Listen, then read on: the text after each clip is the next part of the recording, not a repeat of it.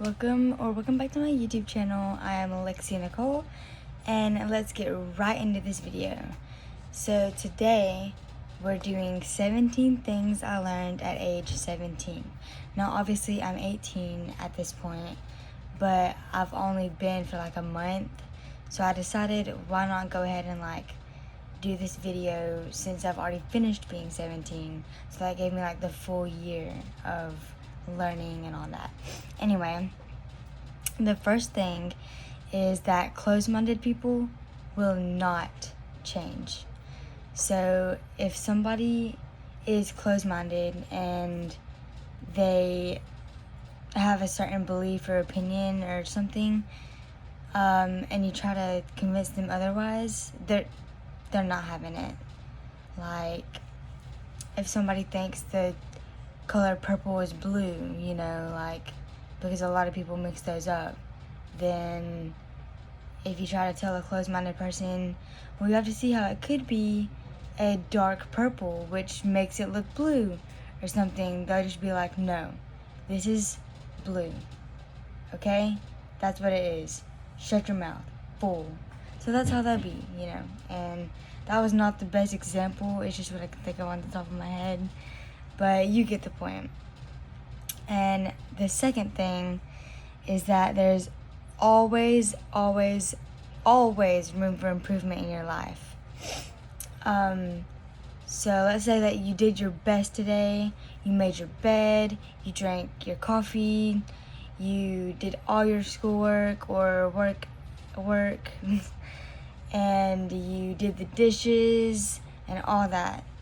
Well, that's amazing. You need to be happy that you did all that and feel like you're accomplishing good things, but you also have to remember there's small things every day that you can do more or that you can do better.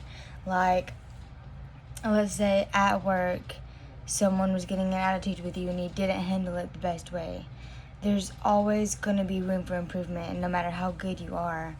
So I guess just don't put yourself on this high pedestal, because that high pedestal just doesn't exist. Perfection just doesn't exist. The third thing is we always somehow get through things. So you think it's the end of the world. Let's say you just got out of a relationship. Oh, you're never ever gonna get over it, ever. Well, a few years later, if you're a more sensitive type of person that was more attached to the relationship, or a few months later, any time period, depends on each person, you're gonna realize, oh, I got through that, and you're gonna see that wasn't the end of the world. So remember that in those tough times, it's gonna be okay again one day. You just have to make the small changes for that process to be sped up, And the fourth thing is, no matter how hard that we try not to be, everyone is a hypocrite. Everybody. Because we all have this first person mindset where it's me, I'm good at this, I did that, I was there for them when they needed this. But we forget they also have priorities and they have the time that they need for themselves, and they get tired, they get sick sometimes, we forget that other people also struggle, and they aren't perfect either, just like we aren't. And people are hypocritical. We all judge other people because that's how society has taught us to live. So don't think that either you're the worst judge out of everyone, oh, I'm such a bad person, but also don't think that everyone else is the bad person. Don't be like, oh, they're so bad for judging me, because then you're being a hypocrite right then. But we're all hypocrites. That's just that. The fifth thing is, when people are mad, it's usually like when they seem mad at you, they're usually mad at themselves, or they think that they could have done better. Because I know a lot of the time whenever I'm angry with people, especially my family, it's like I'm just mad at a situation or something that they didn't even do. They have no control over. So even I need to always remind myself of that, because I have an eating disorder. I'm going through that, and I sometimes am frustrated because I can't make up my mind of like what I want to eat. So I get angry and they say something to me, like anything at all, and I just snap. Well, I do need to remind myself, like, they have no control over this. They did not cause this for me. And even though I am struggling and I should communicate with them how I feel at the moment, it's still not their fault, and I still don't need to be rude with them and all of that. I need to work on that myself. But at least I am insightful about it. And number 6 is don't expect too much out of other people or out of yourself, because And number 6 is don't expect too much out of yourself or out of other people, because some days you're just going to be more tired than you were yesterday. You're just going to not have the motivation like you did. You're going to have bad days. You're going to feel insecure some days. You're going to feel confident some days. But other people also are like that. They have bad days too. So don't expect perfection and expect, oh, I need to be as good as I was yesterday. I need to do better than I did yesterday always. Don't always hold yourself up to that, like, expectation. Because literally some days you're not going to be able to do it. And that's okay. Take that day, be slower, do a little bit less, spend some money on yourself, and just get that moment of rest, because then tomorrow you're not going to be able to do as good either if you don't take your rest time. Number 7 is people's intentions. Don't always think that they are what you think they are. So let's say you get into a new friendship. Don't always think that, oh, that person is only my friend because they feel bad for me, or oh, that person is gonna hurt me, they want me to fail in life, or they're struggling so they want me to struggle with them. And also don't like too positively be like, oh, this person wants the best for me and is gonna do everything for me. Don't have it on the extreme of either side, because people's intentions are just what they are. And if you want to know their intentions better, ask them. Like, communication is key with every relationship, friendship, bond, everything. Because intentions just, they aren't always what you think they are. And so you just have to be open to what they might be, what they could be, and talk about it. Number 8, everybody's pace is different. Everybody's journey is different. Everybody's decisions. So don't compare yourself, because I could have taken a large step in my life yesterday and I could be doing great. I could be, let's say I moved up to $10 an hour. Well, just because one of my friends makes $12 an hour doesn't mean that me making $10 an hour now is bad. Because what if I used to only make $7 an hour? That's a big step. That's a big improvement. I need to love that for myself and be proud of myself for that. For all of the accomplishments and steps that I've taken in life. And I need to remember that, okay, It's okay to be going slower or to be going faster if it's the opposite and I'm making $12 an hour and they're making 10. I don't need to hold myself above other people. So that's very important to remember.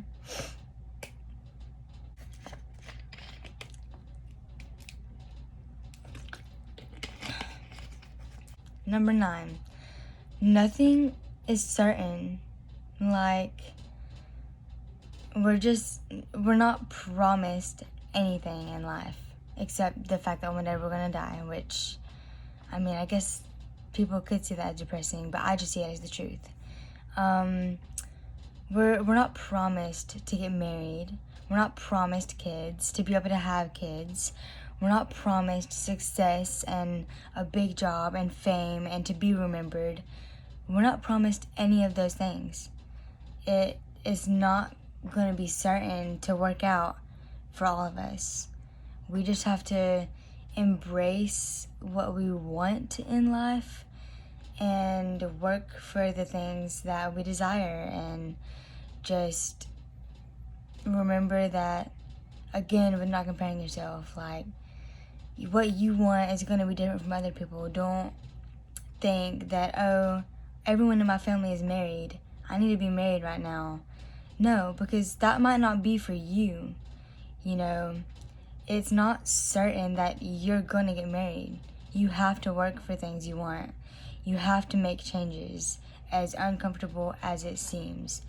And you can go watch my video of how to get comfortable with being uncomfortable if you want to.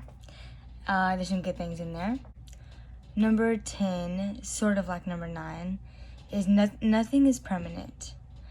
We're gonna have different stages in life, like stages of depression, stages of improvement, stages of just nonchalantness. That is totally a word.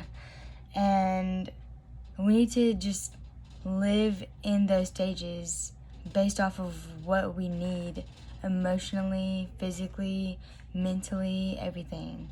Just consider what part of your life you're at now and do what is best for you at that part of life, because it's not going to be permanent. Even relationships, like your grandparents, oh, they're so happily married, or they're not happily married. Well, they're gonna die. Like, I'm sorry. And that means their love is over when they're dead. So it's not permanent. Like, no matter how permanent it seems, it's not. So hold on to the good things while you have them, and let go of them when they're gone so you can have other good things. So remember that. And 11, as humans, we will never be fully satisfied.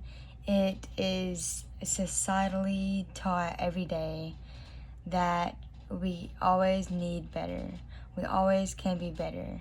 And yes, I said that earlier, but that doesn't mean to not remember the good in yourself now. So you're gonna need to know, like, yes, I can improve to where you're not just not reaching your potential, but you need to remember too, I have improved and I am doing better. And you give yourself some credit, because it is not easy living life. Ask anyone, it's not easy. So you're doing great, and don't forget that. Number 12, nobody owes you anything, regardless of what you did for them. So you could bend over backwards for somebody and be a people pleaser and always just, be that person when people need somebody. But at the end of the day, they're just gonna be like, oh, they're a nice person. They don't have to give you anything back. They're not required to bend over backwards for you also. They're not required to pay you back that $5. They can do what they want to, and if that's not what you want, communicate that with them and stop bending over backwards if you're tired of it, or if you're doing it just because you want them to do it back. You just got to remember, like, people are gonna do what they want to, and it doesn't matter what you're doing to them. They do what they want to do to you. So let's move on to number 13. You've got to get out of your comfort zone to see changes. There's just no way out of it. You're gonna get comfortable with your routine, but again, there's gonna be different stages of life. You could have a summer routine and then school starts back. Oh, you have to change your routine? Well, you've got to try new things and see what makes you comfortable and what makes you feel good, to be able to improve in life and to be able to know, oh, I need to keep doing this, or I don't need to do this. Because you're not gonna know if you don't try to work at being a better drawer. Like, that's just not gonna happen. So if you really like to draw but you're not great at it, grab that drawing that you suck at and keep going through it to where you get good at it. Don't stop in the middle of it. Keep drawing even when it looks bad, even when you're insecure about it. So, of course, not just about drawing, but let's move into number 14. Think about the why behind your actions and behaviors. Are you doing something because you want to make other people feel better? Are you doing something because it makes you feel good? Are you doing something because you expect to get something in return? And that's going to help you be able to form yourself in the best manner, to more successfully develop your friend circle and the type of people you're wanting to be around and to stay around. Also to form your character. Like, growing up, you have to form your character and start working on yourself and find what you like and what you don't like and your flaws and work with your flaws and all that. Because if not, you're just not going to be a good person and you're not going to know how to fix it, and you're going to be on your deathbed like, well, I didn't try, but, and it's just, you're not going to want that. We're all trying to thrive, and you got to try to thrive too. Number 15, in the end, the choice or decision that was made was yours.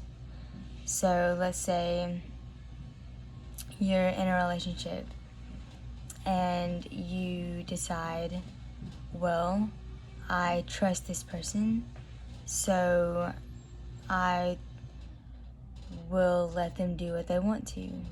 I will keep trusting them. Well, they cheat on you. You can't just be like, oh, you're in the wrong, you cheated, that's your fault, goodbye. You have to remember, like, yeah, they cheated, but you're the one that trusted them. And I'm not saying don't trust people. I'm just saying, remember that other people aren't always the bad people. You're not bad for trusting somebody, but you can't just always put the blame on everyone else. I just wanted to add that no, I do not agree with cheating. I'm not saying that it's right at all. But I need to put in a better example, but I wanted to keep the other one too. Let's say a relationship does end. Well, you are the one that makes the decision of if you're going to sulk over that for months and years, or if you're going to pick yourself up, thrive after you've taken a couple of days to let it sink in, and if you're going to go forward. Yes, I know that sometimes it's very, very hard, but it's all about your mindset. You definitely have to encourage yourself and be there for yourself more than usual. But it is your decision in the long run of how you're going to react. So just wanted to add that, because you're a part of it as well.